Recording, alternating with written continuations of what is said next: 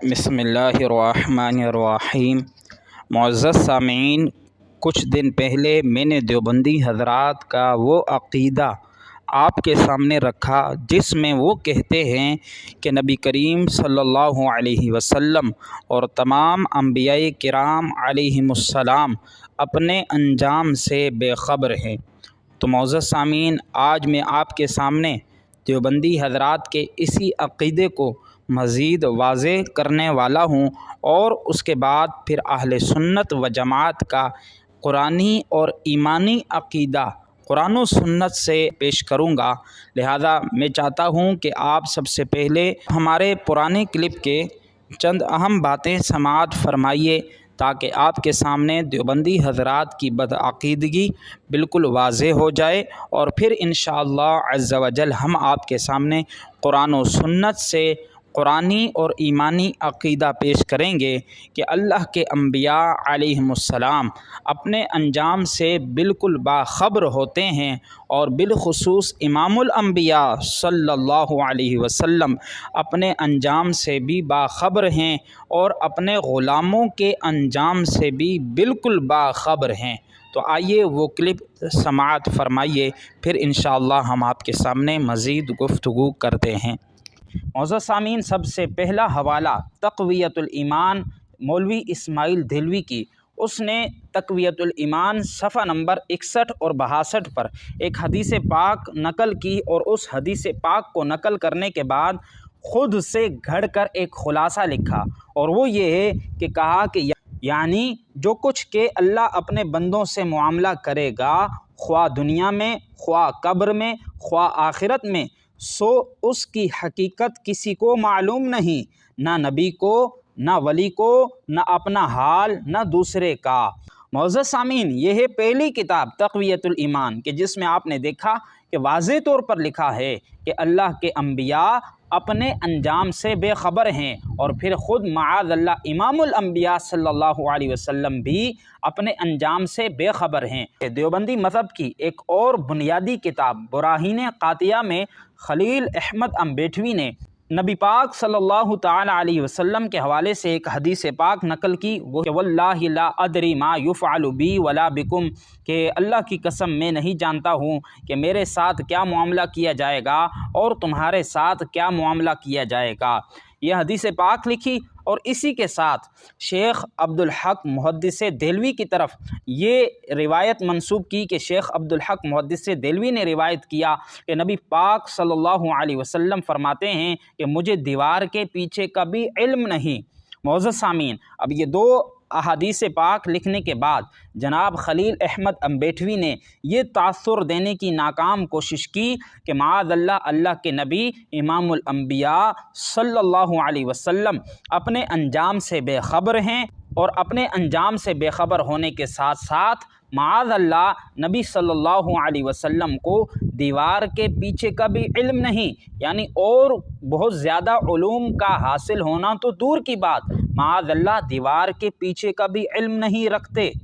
معزز سامعین، یہ تو ہم نے آپ کے سامنے دیوبندی عقیدہ اور دیوبندی مذہب کی حقیقت کھول کے رکھ دی۔ اب آئیے آپ کو ہم بتاتے ہیں کہ اسلامی عقیدہ کیا ہے، قرآنی عقیدہ کیا ہے۔ معزز سامعین، جو اہل ایمان ہیں، اہل حق ہیں، قرآن کا اور خود نبی پاک صلی اللہ علیہ وسلم کا بیان کردہ جو عقیدہ، جو نظریہ ہے، اس کے لیے ہم آپ کے سامنے 20 آیات طیبات پیش کر سکتے ہیں، اور ایسے ہی 20 احادیث طیبات بھی پیش کر سکتے ہیں، لیکن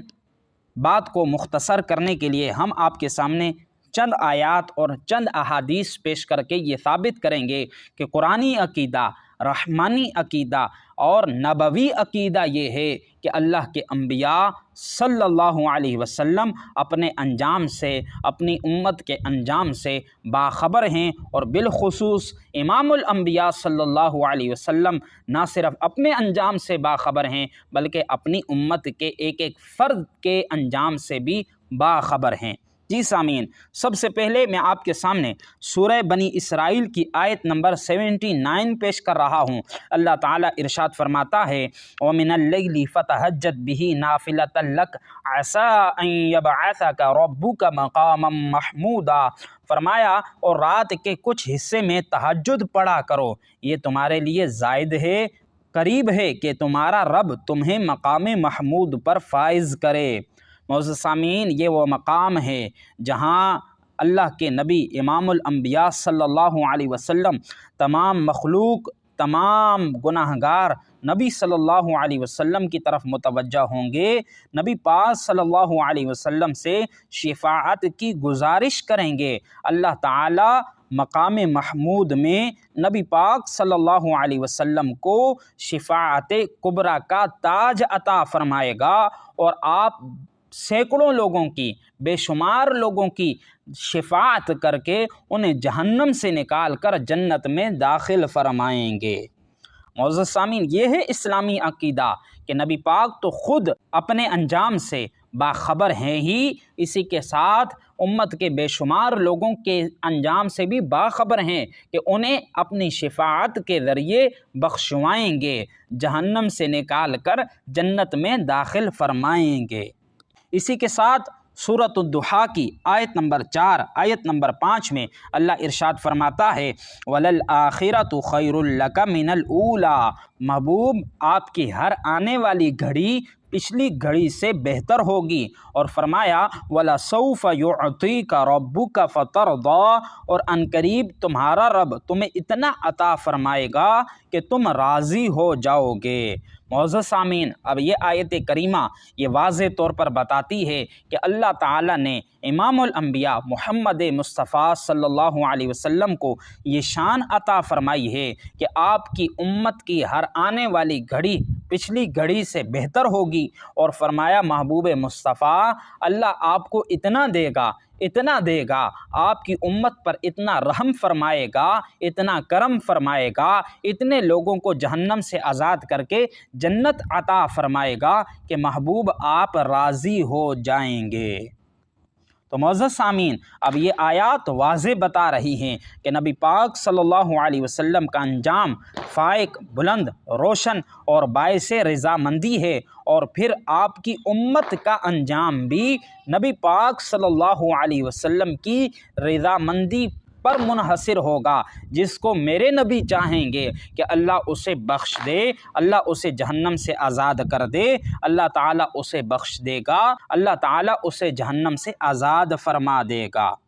معزز سامعین، یہ تھی چند آیات جو میں نے پیش کر کے قرآنی عقیدہ آپ کے سامنے پیش کیا، رحمانی عقیدہ آپ کے سامنے پیش کیا۔ اب آئیے چند احادیث طیبات میں آپ کے سامنے پیش کر رہا ہوں۔ جامع الترمذی میں کتاب القدر میں حدیث نمبر 2141 میں